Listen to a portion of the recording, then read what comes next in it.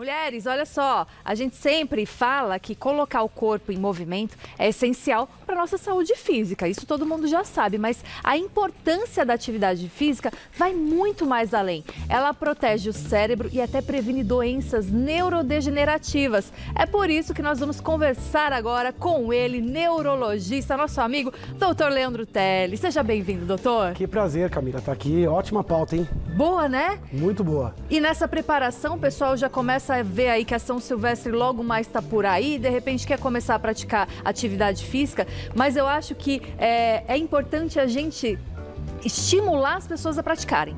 É muito difícil alguém que é sedentário tomar essa atitude e falar, não, eu vou mudar a minha vida e vou começar a praticar exercício físico. Acho que essa é a nossa ideia aqui hoje. Fundamental, para quem vai correr a São Silvestre, para quem não vai, a gente está na nossa São Silvestre da nossa vida. Da né? vida, isso. E o ser humano não nasceu para ser sedentário. Então a gente está sedentário em algumas fases, mas o ser humano ele nasceu para se exercitar, para se movimentar. Isso é óbvio para o corpo, para o coração, para o metabolismo, mas também se torna cada vez mais óbvio para o cérebro. O cérebro, a estabilidade mental, a memória, a proteção de doenças. Então, cada movimento que a gente faz muscular, um neurônio lá em cima agradece e fica mais saudável. Então, é lição de casa, é um pilar da saúde, um alicerce. Eu queria saber como é que está o seu exercício físico. Você tá em dia não, Camila? Tá em dia, doutor. O que e você assim, tem feito? eu vou te falar que demorou pra minha chavinha virar, porque durante a minha vida eu era assim, eu começava a praticar, parava. Começava a praticar, parava. Eu não tinha uma consistência. Mas eu acho que de uns tempinhos pra cá, uma chavinha virou. Eu comecei a praticar pelo menos aí de 4 a 5 vezes por semana. E olha, eu falo de todo o coração, gente. Como muda a vida. A gente vai falar sobre vem, isso. né? O bem-estar. E eu falo mais. O emocional da gente fica melhor também. Com certeza. O sono melhora. É maravilhoso. Olha, vale a pena. Mas por que acontece que a gente não consegue, de repente, sair desse sedentarismo e partir para uma ação? O que a gente pode fazer para mudar isso?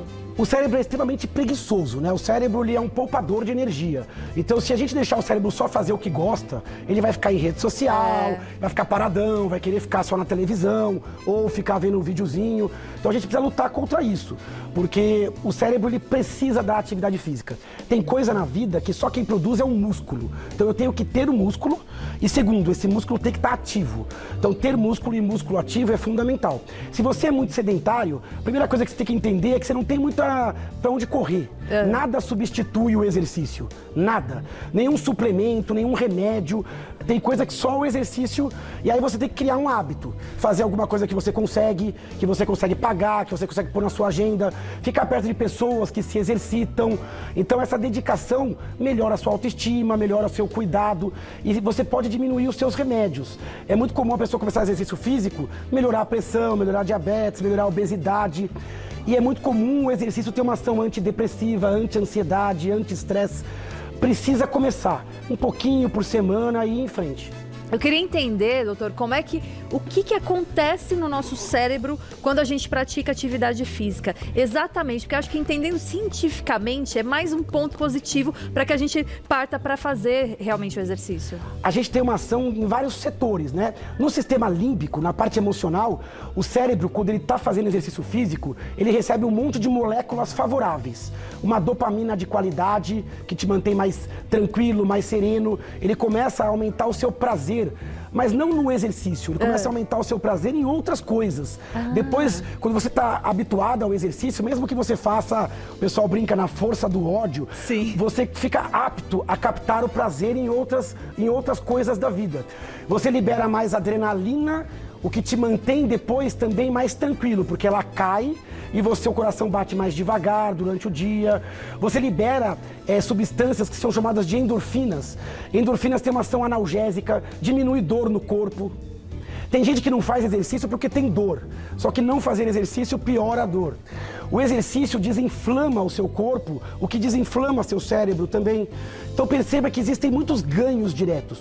O exercício faz o seu coração bater mais rápido e a sua respiração ficar mais rápida. Só que depois que o exercício passa, você tem o coração batendo mais devagar, mais tranquilo. Então perceba que também você regula o sistema autonômico. Essa suavidade, essa leveza, ela contamina o pós-exercício. além disso, o cérebro fica mais criativo, com melhor memória. Olha que legal, benefício na cognição. Isso não é óbvio, Camila. As pessoas que fazem mais exercício, elas são mais criativas. Elas tomam decisões melhores.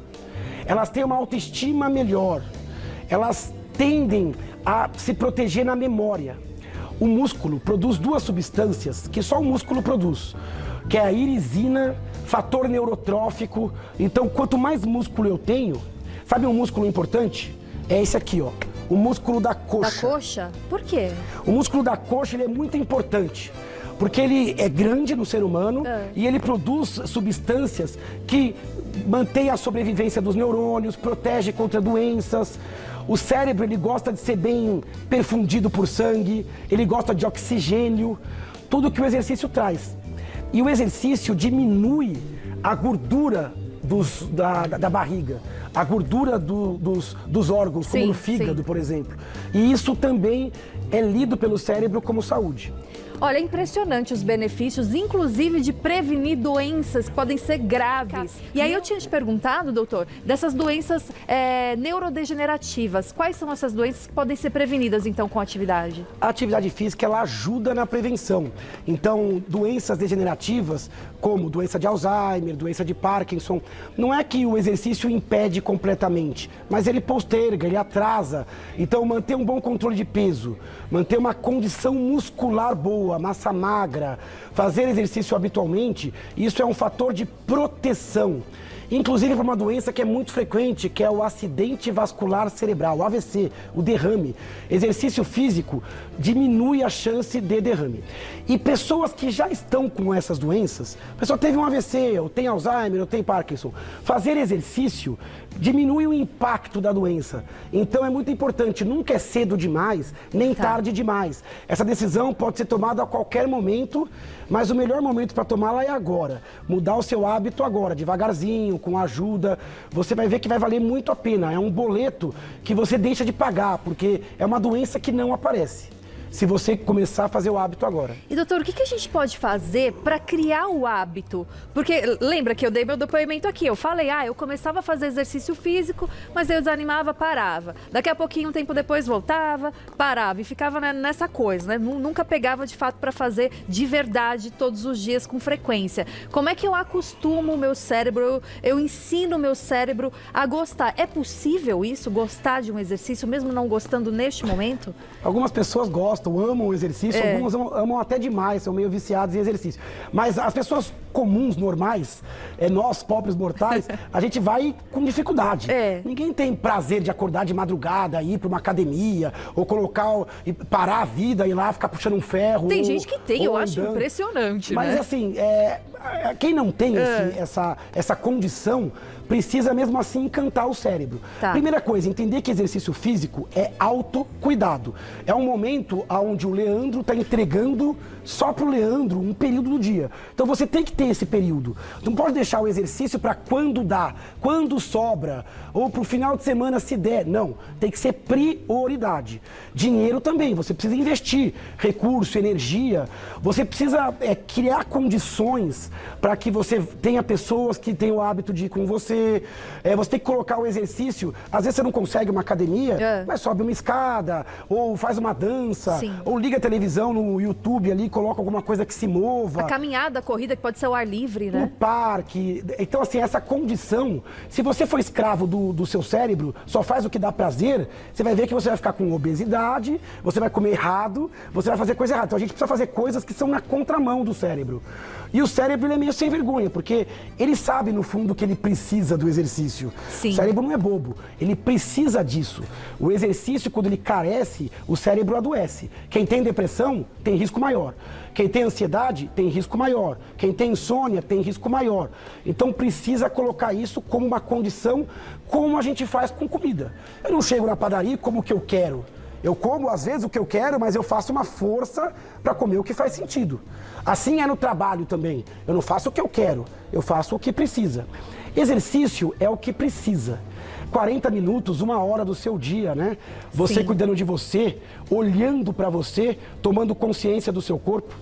Tem uma coisa, Camila, que eu sempre falo. Além de todos os benefícios do músculo para o cérebro, o músculo é quem leva o cérebro para passear. Quem leva o cérebro para cá e para lá é o músculo. Então a gente tem que ter uma musculatura boa para buscar a felicidade, para conseguir fazer as coisas, subir, se movimentar, ter saúde. Cada vez mais ter músculo é ter saúde. Então exercícios não só aeróbicos, mas alongamentos, exercícios de força, adaptado para a sua idade, para a sua condição. Isso vai trazer longevidade e vai fazer você envelhecer mais devagar. Então não é um tempo gasto, é um tempo ganho de vida, investimento, de né? qualidade, né? Muito bom. A gente estava falando aqui, né, desse tempo, dessa frequência. Quanto tempo eu preciso? Porque no começo a gente sabe que é mais difícil, né? O corpo não quer ir, como você bem disse agora, explicou. Mas quanto tempo eu preciso dessa frequência para o meu cérebro entender que a partir daquele momento eu vou sim praticar com essa frequência e acostumar com isso? Tem um período de adaptação? O hábito, ele demora alguns meses. Então é importante, quando começar alguma coisa, aguardar de 8 a 12 semanas para aquilo virar um hábito. Inicialmente, a gente começa com menor quantidade. 20 minutos, 30 minutos, 2, 3 vezes por semana e vai aumentando. Você pode associar o exercício a alguma coisa que te dá prazer. Por exemplo, faz exercício ouvindo uma música, é como se fosse um vetor para enganar o cérebro e ele começar a ter um pouquinho de prazer. Faz bem praticar exercício ouvindo música? Faz então? bem, porque você acaba atenuando aquele tempo. Você vai começar exercício físico, comprar uma roupa bonita, ou que você se sinta bem, para o cérebro se sentir orgulhoso. Aí você começa a se olhar no espelho, de repente você começa a comer melhor e começa a andar com pessoas mais saudáveis. De repente você começa o exercício e começa a reduzir o cigarro ou diminuir o álcool. Perceba que é um comprometimento, é um pacto com a saúde e o exercício ele entra nessa seara. Então, trazer cor, trazer música. Não é possível que o seu corpo odeie qualquer tipo de movimento. Então coloca o movimento como alguma coisa lúdica, né? Coloca um pouco de arte junto, como na dança, coloca um pouco de atividade social e vai aos pouquinhos, né? Vai aos pouquinhos que o seu corpo vai responder com bem-estar. E de que forma a atividade física, até mesmo a corrida, vai impactar na qualidade do sono? Aí é diretamente. O sono tem vários fatores. Tem a melatonina, tem o ritmo, tem a luz, tem o hábito. Agora tem um fator que é, quanto mais eu me canso de dia, melhor eu durmo à noite. A gente chama de fator fisiológico. Então, durante o dia, quem faz mais exercício já tem uma qualidade de sono melhor. Sim. Sono mais profundo, pega mais rápido no sono. Para quem tem insônia, o exercício físico é fundamental. Não é uma opção, é uma obrigação. Principalmente pela manhã ou até o final da tarde. À noite, a gente geralmente não faz muito exercício exagerado, para o corpo não esquentar, para não liberar muita adrenalina. Mas a atividade física ajuda. Além do que perder peso, e quando a gente faz exercício a gente perde mais peso e ganha mais músculo, que mantém o peso, também melhora o sono. Diminui a apneia, diminui a insônia. Então é um grande favor que você faz ao seu sono, é fazer exercício durante o dia. Mas pode fazer à noite, quem tem problema de insônia, se fazer um exercício ali tarde da noite, não pode comprometer um pouquinho, também atrapalhar ou não? Quem tem dificuldade de sono tem que evitar o exercício físico extenuante, pelo menos umas 2, 3 horas antes de dormir. Então, evitar o exercício físico intenso à noite. À noite é melhor um alongamento, uma meditação, um trabalho de respiração. Então, fazer exercício durante o dia, à tarde ou no máximo no comecinho da noite. Muito bom, está falando aqui, muitas pessoas comentando sobre a ansiedade, né? Se de repente realmente eu tenho benefícios para tratar a ansiedade com exercício físico, por que isso acontece? E também eu trago aqui uma questão. Muitas pessoas falam que quando está com ansiedade, um dos sintomas é a palpitação, o coração fica acelerado. E às vezes ela sente desconforto de fazer o exercício físico porque vai acelerar ainda mais esse coração. Tem algum risco? Não. A ansiedade, ela melhora com o exercício físico. Síndrome do pânico, TAG, fobias específicas. As pessoas que têm ansiedade, quando começam a praticar exercício físico, elas melhoram. É óbvio que não é só o exercício. Quem tem um transtorno de ansiedade tem que buscar psicoterapia, eventualmente medicamentos. Curioso que o exercício, além de liberar serotonina, dopamina, o que diminui a ansiedade, melhorar o sono e o relaxamento, o que diminui a ansiedade, tirar o foco da mente para os problemas da vida, o que diminui a ansiedade, ser um sinal de autocuidado, que diminui a ansiedade. Além disso, o exercício, ele simula uma taquicardia, uma respiração frenética, que faz o corpo e o cérebro se habituar um pouco a isso. O cara que faz muito exercício físico, quando ele está em repouso, o coração bate ainda mais devagar. Ele fica ainda mais confortável. Então, o exercício ele tem vários mecanismos anti-ansiedade. É óbvio que um cara que está com muita ansiedade, às vezes ele vai ter que tratar primeiro a ansiedade e em algum momento vai ter que fazer o exercício. Mas o exercício físico é uma ferramenta importante para a saúde mental. Quem é bipolar pode ficar estável, se estabilizar com o exercício. Quem tem depressão pode melhorar a reatividade ao prazer com o exercício. Então ele tem uma ação estabilizadora, antidepressiva e anti-ansiedade bem reconhecida. A Ana Rosa Spaziani, beijo pra você. Boa tarde, tive um entupimento da artéria na perna. Isso impedindo a circulação do meu pé direito. Sinto constante formigamento. Posso fazer caminhadas curtas? Aí eu vou até acrescentar nessa pergunta dela, doutor, a questão da circulação sanguínea e o que isso também interfere, né, no nosso cérebro. O exercício, de modo geral, ele melhora a circulação. Eu vi até uma pauta da moça falando sobre exercício físico. Ela falou, nossa, a panturrilha é um coração nas pernas e essa circulação precisa ser feita. Então, quanto mais músculo e mais atividade, melhor o sangue circula. O coração fica mais saudável, melhor irriga. Agora, com relação à trombose que ela teve na artéria, vai depender um pouco da avaliação do médico dela. Na fase aguda, quando faz pouco tempo que isso aconteceu, às vezes existe uma restrição, né? Do mesmo jeito que alguém que tem uma doença ortopédica, ela pode inicialmente fazer exercício com outras áreas, eventualmente. Mas com certeza, uma vez passado aquela fase aguda, com certeza o médico vai recomendar algum grau de exercício físico. Às vezes não consegue fazer uma musculação, vai fazer uma hidroginástica. Não consegue fazer uma caminhada, vai fazer uma dança, uma academia setorizada, ou um pilates. Então, assim, é muito difícil um paciente que a gente fala assim, não faça exercício.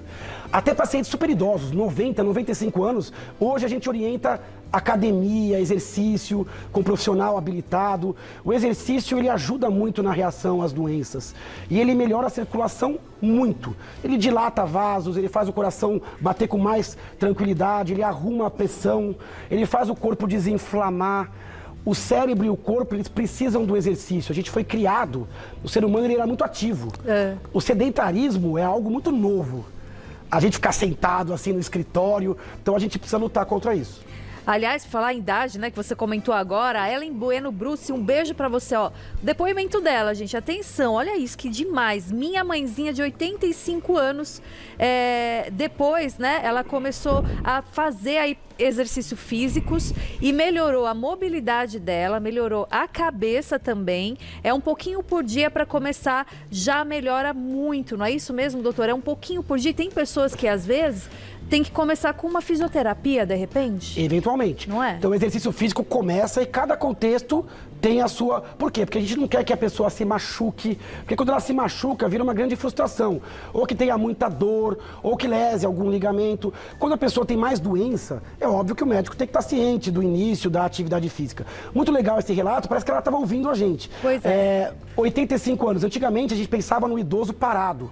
O idoso parado, para não dar problema. Agora é o contrário. A gente quer o idoso ativo, com propósito, socializando. E o lugar do idoso é na academia. O lugar do idoso é na caminhada. O lugar do idoso é no pilates. É na dança. Natação. É na natação. O lugar do idoso não é parado. E isso diminui o risco de queda, melhora aquele sedentarismo mental também, porque a atividade vem com uma série de outras coisas. E a farmácia diminui, a saúde aumenta, porque hoje a gente tem vivido muito e tem que viver com qualidade. O processo de sarcopenia, perda muscular, acontece com todo mundo. Faz parte da decrepitude. A partir dos 50, 60 anos, a gente começa a perder músculo. Então a gente tem que lutar contra isso, com boa nutrição, com bastante proteína e com muito exercício, com muita carga, com muita dinâmica. Cada fibra muscular importa. E é verdade que se perde o músculo, fica sedentário, perdeu o músculo, pode dar tontura. A pessoa está andando na rua, de repente ela dá aquela tontura, ela fala, então eu vou ficar em casa, eu vou ficar deitadinha porque eu tô com tontura. É falta de exercício, doutor? Às vezes sim. A tontura tem muitas causas, mas com certeza uma pessoa fraca, ela se torna um idoso frágil, com tendência à queda. O músculo, ele sustenta a gente. Não tem nada, não tem como. Nosso esqueleto é sustentado por músculo. Por isso que cada fibra importa. Cada pedacinho que você perde de gordura visceral. Cada músculo que você ganha, você se sustenta melhor. Você consegue ter um equilíbrio melhor, uma qualidade de vida melhor, andar maiores distâncias. Quando eu falei de carregar o cérebro, é um pouco isso. Tá. E se as pernas não conseguem ficar muito fortes, fortaleça os braços. Se não der, fortaleça as costas. Cada músculo importa nessa matemática da física do corpo, né? Quem já perdeu mobilidade na perna, então pode tentar fortalecer os braços. Com certeza. O paciente pode ser amputado das duas pernas, pode ter uma cadeira de rodas. Quem já viu um cadeirante que faz esporte, ele é enorme, é verdade, de na parte de musculatura cima, sim. em cima. O músculo não é só para carregar você. O músculo ele é um órgão, um aparelho vital. Ele produz substâncias que só o músculo produz. Então ele é muito importante. Ele é importante como o coração, como o fígado, como o pulmão. O músculo é um órgão vivo e o equilíbrio endocrinológico, metabólico depende do músculo. Tem uma pergunta aqui da Luzineide. Doutor, ela sente muita queimação na sola dos pés. Pode ser neuropatia? E o que é a neuropatia? Eventualmente pode. A sola do pé, queimação, pode ser várias coisas. Tem doenças da sola do pé que podem dar desconforto. Por exemplo, a faceite, inflamação na face ali. Agora, formigamento nos pés pode ser por coisa vascular, trombose, insuficiência venosa, inchaço, mas também pode ser pelo nervo. Às vezes o nervo um pouco mais frágil, que é o que chama neuropatia periférica, tem uma que é muito comum no braço, a gente chama de síndrome do túnel do carpo, que comprime assim o nervo. Sim. E a pessoa formiga. Então formigamentos distais na mão, nos pés, pode ser neuropatia, entre outras coisas. Buscar um bom médico. É comum em pessoas mais velhas, em pessoas que têm diabetes ou pessoas que tomam medicamentos. Então, esse formigamento merece uma investigação.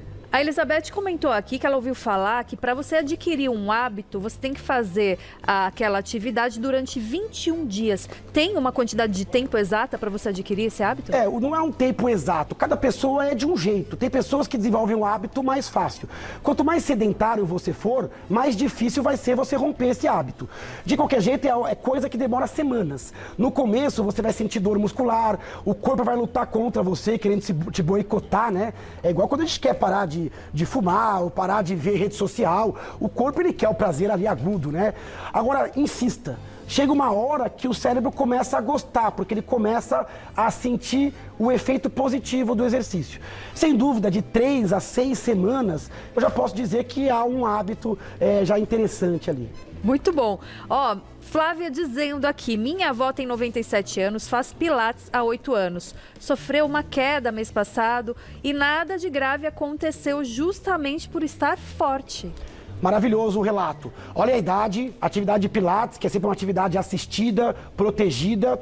E às vezes a pessoa cai e por ter um arcabouço muscular, ela é como se tivesse um airbag ali. Ela se protege, ela tem o reflexo mais rápido. Imagina uma mesma idosa caindo sem músculo. Aí ela cai, bate a cabeça, quebra um osso. Então o exercício, ele faz 3 tecidos. Ele faz músculo, ele faz osso, para o osso ficar forte, e ele faz cérebro. Tudo que a gente precisa na terceira idade, cérebro, músculo e osso, para ter mais qualidade. Para fechar, vou fazer a pergunta da Maria, tá? Quem tem arritmia pode fazer academia? Aí tem que conversar com o médico. Eu vou te dizer, a maioria das arritmias permite alguma atividade física, mas tem que conversar com o médico para saber qual é o melhor momento, qual a arritmia que permite ou não e qual é o melhor exercício, tá? Cuidado para não achar, não, eu tenho uma doença, então é proibido. Conversa com o seu médico. Às vezes o mundo mudou e alguma atividade seja possível. Antes de acabar, eu queria deixar um recado. Quando a gente fala em músculo, é músculo real, de verdade. Não adianta anabolizante ou aqueles músculos só estéticos. Então é músculo aquele que a gente conquista com atividade. É aquela nutrição do dia a dia. Cuidado para não ficar buscando só em fórmula mágica. O exercício é um hábito de saúde, como é a reeducação alimentar, como é a redução do tabagismo, como é a regulação de sono. É um pouquinho por dia e sempre. E se uma pessoa começar a fazer exercício físico depois de ouvir o Dr. Leandro falando aqui no programa Mulheres, a gente já cumpriu a nossa missão aqui, Verdade. Né? Isso é muito importante. Tomara que vocês tenham aí essa força de vontade, mude realmente, porque são só benefícios, né? @NeuroLeandroTeles. @NeuroLeandroTeles. Muito obrigada, Correr no doutor. Instagram, tem a nossa fotinho que eu postei agora. Então, no Instagram, NeuroLeandroTeles, comentar a nossa pauta, fazer críticas, trazer perguntas. Saber dos livros. Saber dos livros. Pô, tá tudo por lá, né? Tudo lá.